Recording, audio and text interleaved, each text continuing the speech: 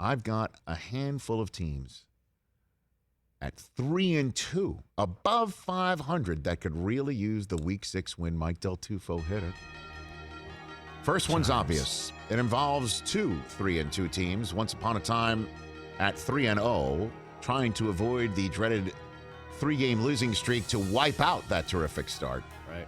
But only one of them has just lost their head coach out of the blue because of, well, we all know what happened with John Gruden. And to John Gruden. So my first one is the Raiders at Broncos. Teams that need a Week 6 win. I'll tell you, obviously the Broncos could use one, but what if the Raiders come up with this W with everything that's going on? An interim head coach, a longtime special teams head coach, Rich Bisaccia, who spoke eloquently and very passionately yesterday, along with my buddy Mike Mayock there in Vegas. Derek Carr as well. What if the Raiders come up with this dub in Denver? Difficult place to play, long-standing rivalry. What a big game this is. And if the Broncos win, they're 4-2 and able to say, look, sure, we played the Jets, Giants, and Jaguars for that 3-game winning streak, but we're now 4-2. Who are you? Big game right there. That's one of them. Here's another one for you. Put it up on the screen there, Mr. Hoskins. The 3-2 Panthers, also once upon a time at 3-0, and we're talking about Sam Darnold's MVP candidacy. That was actually a conversation after the Week 3 opener in which the Panthers beat the Texans on a Thursday night, and then they lose 2 in a row. They lose at Dallas, and it's just like, well, that's an interesting one. You know, good try, Carolina, but they're going to go home and beat the Eagles, and they were beating the Eagles, but couldn't put points on the board, and Darnold turned it over 3 times, and now here comes the Vikings at 2-3 in their house, trying to get back to 500.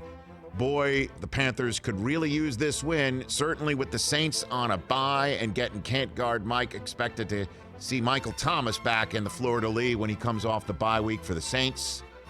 And we all know the Bucs are the Bucs. They need this win. They could really use this win in week number 6. That's one as well. Okay, now then. Next up, this is a big game for this 3-2 team. Let's see it. The Tennessee Titans. Don't forget that the Bills, the position they're in right now, which is the team coming off of the AFC Championship loss to Kansas City, and everybody thinks that this team could take that step forward and be the one to beat the Chiefs the next year and maybe take that AFC mantle from them. That used to be the Titans, not the Bills. And we all know what happened last year. Titans make the playoffs, and then finally Lamar Jackson breaks through with his first career playoff win, and now the Titans come in and they get Julio Jones this year. And we're talking about A.J. Brown and Julio Jones and King Henry and Ryan Tannehill. And what about this team? Well, they stumbled out of the gate. They lose to the Jets. And I know that they didn't have A.J. Brown and Julio Jones. Well, now comes the 3-2 Titans against the Bills after the Bills had just beaten the Chiefs to get to the spot where the Titans used to be. And what better way to put the Titans back in the position where they used to be than beating the Bills on Monday night? Did you all follow that one right there? Yeah, more or less. And so they could use this win. It's Monday Night Football. We're talking to Josh Allen on this show later on. I'm sure he's very well aware of what the Titans think is in their grasp with a W on Monday night. And here's the last one for you right here. It is the Lincoln Riley Bowl. It is Kyler Murray at Baker Mayfield. Before there was Kyler Murray as the Oklahoma first overall selected quarterback, Heisman Trophy winner, there was Baker Mayfield, the Heisman Trophy winning first overall selected quarterback out of Oklahoma. It's the Sooners Lincoln Riley Bowl. This is another Week 17th regular season game that was added to the schedule this year. Not scheduled to play each other until they added a 17th regular season game. And the Browns, once again, I've said it earlier this year, and I'll say it again, they have yet to come up with that W where the rest of the league is like, okay, we see you. We see you. You beat up on Justin Fields. That was expected. You took down Davis Mills with a little bit of difficulty. That wasn't expected, but we were ready to see that boat race from the Cleveland Browns, and it did not materialize. The Minnesota Vikings, that was a nice win on the road. You can't ever discount that, but it wasn't anything to literally write home about for everybody to hang their hats on and say that's a championship team. How about handing the first loss of the season to the last remaining undefeated team in the NFL that's coming to your house from the Western time zone? How about that? It's late window. Much of the country will be settling in to watch two supremely talented quarterbacks. Yes, two supremely talented quarterbacks. Baker, it's your time. Hang the loss on Kyler. Hang it. And go 4-2. Otherwise, 3-3. And a totally different conversation about the Browns going into week number 7, which is going to be in front of the whole country, a Thursday night football game against the Broncos. And on top of it, this kicks off a 3-game home stand. A rare 3-game home stand for an NFL team in Cleveland. Home for the Cardinals, home for Thursday night against the Broncos, and then home for the Steelers when you got really a big stakes game in front of you. This is one also.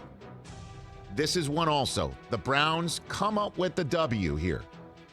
They could really use the win against the Arizona Cardinals in week number 6.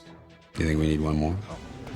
All right, we'll get one more. All right. One more. I was ready to be All done. right. Good thing that I maybe planned for that and actually had the folks at home to put a nice photo montage together for it. You're saying this wasn't organic? Here you go. How about the 3-2 Bears? Hey. They could use this W. That Bears. How about a third straight win for Justin Fields as the starting quarterback of the Chicago Bears? Then we'll officially toss out that 9-sack nightmare in Cleveland, won't we? How about first time as a Bear in the Bloodsport rivalry game? How about that against Aaron Rodgers and a Packers team that's won 4 in a row? How about that? Boy, could they really use the win, because they'd be in first place. They'd be 4-2 just like the Packers with that win over the Packers in their back pocket as the tiebreak. The Bears could enter week 7 as the first place team in the NFC North with Justin Fields having 4 starts under his belt already. Last 3 of them W's. That's why the Bears are a 3-2 team that could use the win in week number 6. Now we're done. Build it. Play it! Play it! All right, I just needed that one more time. I thought it was the big finish in crescendo. NFL films, can't get enough of it. How many of those teams actually win? All right, shall we review? Ooh. Well, one of them's got to win unless they tie in Denver. Right. So who do you like in that game? Oh, I do like the Raiders. I think they're the better team, Okay. but I have no idea. I mean, Carl Nassib took a personal day yesterday. Yeah, we don't know what their We mind. have no idea what that's going to be, that but I think they do rally around together. Max Crosby, when he called our show, you know, in advance of that Monday nighter in LA, or I Zoomed with him and we chatted, he was talking about all the little things that they were doing together as a team, as a brotherhood of men. They were gelling. They just look so flat. I know. So dead against Chicago. And why not? I mean, it makes sense. total sense in Mayock hindsight. said it had nothing to do with it. I mean, I know. How could else can you respond? I know. yeah, right. But how could it have not had a factor? Everything that was I think the surrounding. Raiders win. I'm going to take them on game day morning. I'll tell you right now. Okay. I had a 12-4 week last week. Oh, look at you.